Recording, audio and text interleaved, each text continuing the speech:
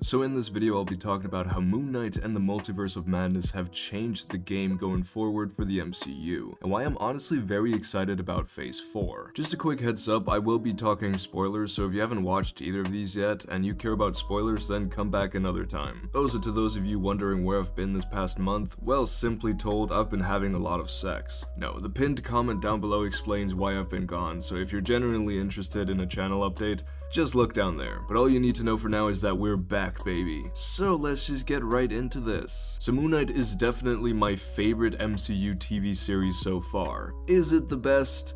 Maybe. I think it is. But opinions don't really say much about anything anymore. Everyone is right anyway, aren't they? But I digress. I loved Moon Knight. I know a lot of fans of the comics aren't as happy with the show as us casuals, but not because it's bad or does an injustice to the character, but more because of it being an origin story. However, this backstory was definitely needed in order to incorporate such a deep and interesting character into the MCU. For what the show was trying to do, I think it did a fantastic job. I love how small the cast is. There are only like 4 actors who show up regularly, and when I say that I love Oscar Isaac, I mean it more than anything I've ever meant in my entire life. No, but honestly, Oscar Isaac kills it. Yes, it's not the first time an actor has played 2 characters seamlessly, but just the way that we can tell whether or not it's Steven with a V or Mark, with nothing but the way his expression and demeanor changes, it's really noteworthy. The other actors also do a great job, but Oscar Isaac is obviously the main event. However, I must say that the lore in this show is super interesting. Compared to all the Norse mythology in the Thor movies, this take on Egyptian mythology knocks it completely out of the park. That means a lot coming from me because I grew up with stories of Norse mythology. The writing is great, the action scenes are mostly great, the story was just so interesting to me. I was fully on board and I'm very excited for more, especially when the show ends with such a tease. Oh, Jake Lockley, you sneaky bugger. However, the reason I think Moon Knight is so important to talk about is because of how fresh it felt. This story is currently completely disconnected from the rest of the MCU. There's no Spider-Man, there's no Doctor Strange, there's no outer galactic threat incoming that has been teased for multiple previous movies. Moon Knight tells the first chapter of a cohesive story. I think this is what the MCU needs more of currently. I'm not saying that I don't want Moon Knight in an Avengers movie down the line or see him team up with these other fun characters.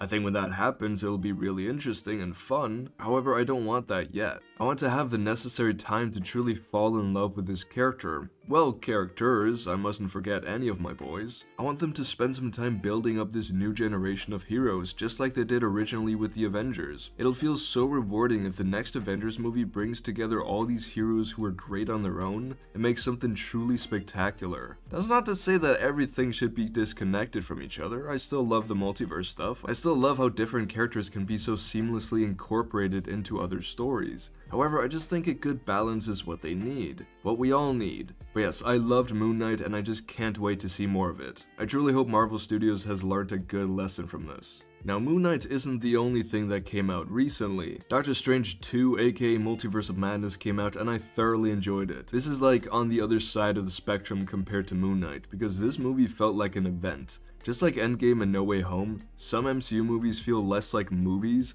and more like spectacles. And there's nothing wrong with that. I love spectacles. I just want some more balance. However, the reason I want to talk about it is because I think it does something really interesting, something noteworthy, despite not being perfect. Because the thing is, I didn't love this movie. I enjoyed it a lot and I think it did a lot of things really well, but it isn't like my favorite MCU movie. And not even close. For one, I think the movie dragged on quite a bit during the final act. The movie itself isn't even actually that long, but it just feels like it goes on forever. The comedy also just fell completely flat for me. I don't think there was a single joke I laughed at during the entire movie. And I laugh at most things. I feel like MCU humor either lands perfectly or is the most unfunny thing, and there's no in between. Now, the purpose of this movie wasn't to be funny per se, so I won't slam it too hard for not being funny. But yes, it was noticeable. Also, the way things ended left a bit to be desired. I don't know, I just feel like Wanda dying and her reasons for doing so weren't handled great. But enough being grumpy, I also loved a lot of things this movie did. For example, how the cameos were used. It was controversial, but I like that Mr. Fantastic, Professor X, Captain Britain, and all the rest were brutally murdered by Wanda. Although it was a bit weird that both Wanda and Captain Marvel were killed by rocks in this movie, but I can look past that. I also liked Doctor Strange's story with Christine. It definitely gave more depth than the first movie did. And some of the fights were actually really fun, like the one with the music. You know which one I'm talking about. However, the things that really solidified this movie as something special was Sam Raimi. Everything from the horror elements to the campiness to the camera work,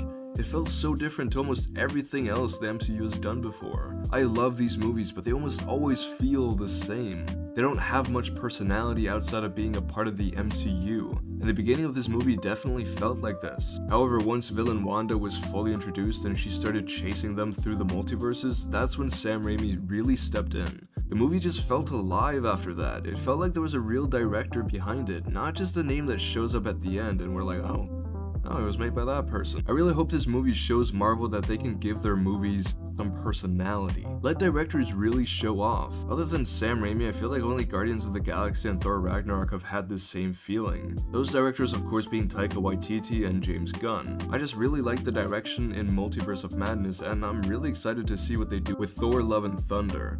I'm very hyped for that. But anyways, that's all for today. It feels good to be back. I already have plans for future videos, so look forward to that. I'll also start being active again on our Discord server, so go check that out if you want to talk to me. But other than that, I hope you all have a wonderful day, stay safe, and peace out. Toodles!